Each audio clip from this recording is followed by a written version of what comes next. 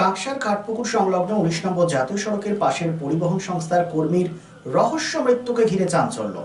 পরিবহন অফিসের মৃতদেহ রেখে সোমবার বিকেলে বিক্ষোভে পরিবারের লোকেরা। এলাকায় ব্যাপক উত্তেজনা। মৃত পরিবহন কর্মী নাম রাম জীবন হাটি, বয়স ৬০, বাঁকুড়ার ইন্দাস থানা এলাকার বাসিন্দা। মৃত পরিবহন সংস্থার কর্মীর আত্মীয় অনুপ দত্তের অভিযোগ, রবিবার রাতে তাদের জানানো হয় দুর্ঘটনার কবলে রাম গোপাল বাবু। খোঁজ খবর নিয়ে দেখেন মৃত্যু হয়েছে তার। সেই মৃতদেহ পুলিশকে না জানিয়ে হাসপাতালে নিয়ে যাওয়া হয়েছে। পরিবারের অভিযোগ, এই মৃত্যু দুর্ঘটনা নয়, ষড়যন্ত্র করে তাকে মারা হয়েছে। উপযুক্ত ক্ষতিপূরণের দাবি করা হলে পরিবহন সংস্থার মালিক কোনো গুরুত্ব দেয়নি। অবশেষে পুলিশের মধ্যস্থতায় ২ লক্ষ টাকা ক্ষতিপূরণ দেওয়া হলে বিক্ষোভ তুলে নেয় পরিবারের লোকেরা। এসবিএন কাকসা।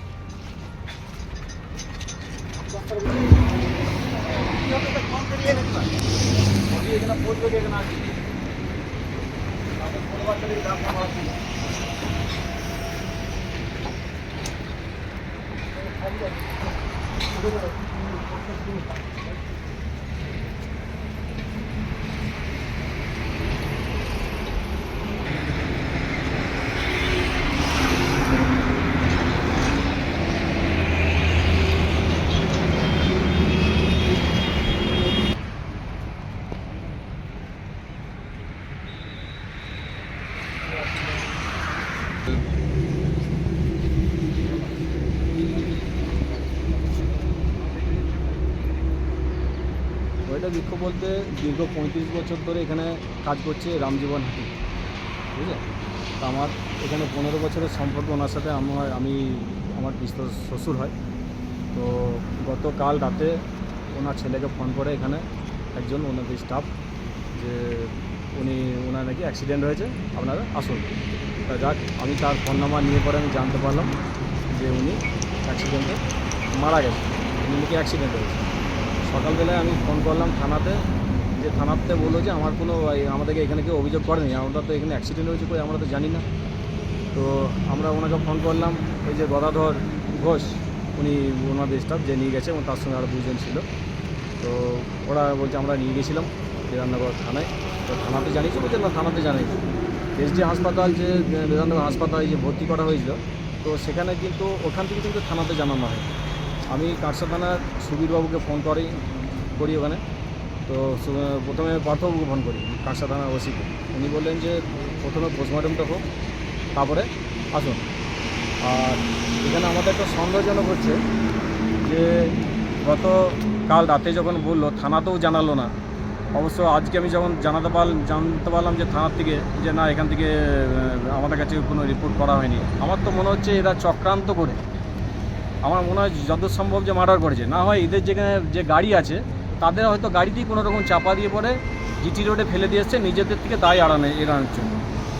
এটাই আমাদের হচ্ছে মূল বক্তব্য। আর খুন কেন করতে গেল? হ্যাঁ, যদি আপনি বলছেন যে খুন করা হচ্ছে, তাহলে খুনটা কেন করা কোনো হলো? চক্রান্ত থাকতে পারে এদের মধ্যে। তো যার জন্য দেখুন, আমার একটা সন্দেহ হওয়ার কারণ হচ্ছে, প্রথমত হচ্ছে অ্যাক্সিডেন্ট যে ঘটনাটা ঘটে, যদি ঘটে থাকে তাহলে নিশ্চয়ই পুলিশকে জানাবে। বডিটা কিন্তু ওরা নিয়ে গেছে, এখানে যে সিসি ক্যামেরা এখানে আছে, সেখানে ফুটেজ ওরা দেখার চেষ্টা করলো, তার কোনো আমরা প্রমাণ কিন্তু আমরা পাইনি। সিসি ক্যামেরা ফুটেজ কিন্তু আমরা কোনো কি চাইছেন এখন আপনারা? হ্যাঁ, আপনারা কি চাইছেন এখন? তাই আমরা চাইছি তার পরিবারকে সেইভাবে যাতে সেফটি পায়, যে যত টাকা ইনকাম করতো, ঠিক আছে, সেই মূল্যটা যে প্রত্যেক মাসে মাসে যেন হচ্ছে সে পায়, এবং হচ্ছে একটা দাবি আমরা সেটা করেছি, ঠিক আছে। তো মালিক সেখানে সেই আমাদের রাজি হয়নি সেই ইয়েতে। আপনারা বলছেন যে ঠিক আছে আমরা দিতে পারবো না। সেখানে কাকসা থানার আমাদের এসআই উনি ছিলেন, কাকসা থানার সুবীরবাবু, ওনাকে তুলে নিয়ে চলে গেলেন। তা প্রশাসনিক দিক থেকে ওইটুকুই কথাবার্তা হয়েছে। এবং হচ্ছে কাকসা থানা আইসি পার্থবাবু, উনি বলেছেন যে প্রথমত হচ্ছে করান, আপনারা পোস্টমর্টম করান, তারপরে আমাকে বলবেন। মানে আপনারা কি তাহলে বডি রেখে বিক্ষোভ চালাবেন? হ্যাঁ, বডি রেখে আমাদেরকে বিক্ষোভ চালাতে হবে, যেহেতু আমাদের কাকসা থানা প্রশাসন এখানে এসে মধ্যস্থতায় আসতে চেয়েছিল। তারপরেও যদি বলে যে না আমরা করতে পারছি না, তাহলে পুরো প্রশাসনকে এখানে আসার কী প্রয়োজন ছিল? এটা তাহলে প্রশাসনিক ব্যর্থতা আমার মনে হয়, আমার ব্যক্তিগত মতামত। কি নাম আপনার? আমার নাম অনুপ দত্ত, আমি ওনার relative. Lifeline Multi-Speciality Hospital boasts 500 beds across 160,000 square feet of build-up, featuring 7 advanced operating theatres, a digital cath lab, a state-of-the-art emergency and trauma unit, and a next-generation 3D MRI amongst a comprehensive basket of services. Renowned super specialists from premier institutes deliver top-tier care, supported by digitalized, integrated healthcare for seamless coordination. Lifeline prioritizes innovation and patient centricity, ensuring comprehensive top-class services. So for premier medical treatment, visit Lifeline Multi-Speciality Hospital, Kalipahari, Asansol, NH2 District, Paschim Bardhaman, West Bengal. Furniture World, one-step solution at Nordin Road, opposite Shoni Mandir, GT Road, Asansol. Furniture ওয়ার্ল্ডে আপনি পাবেন all types of branded furniture, রয়েছে quality wooden divan, steel divan, branded dining table, sofa set, আলমিরা, wardrobe and so many household furniture. Furniture World, the name you can trust with quality, quantity, true value and after sales service.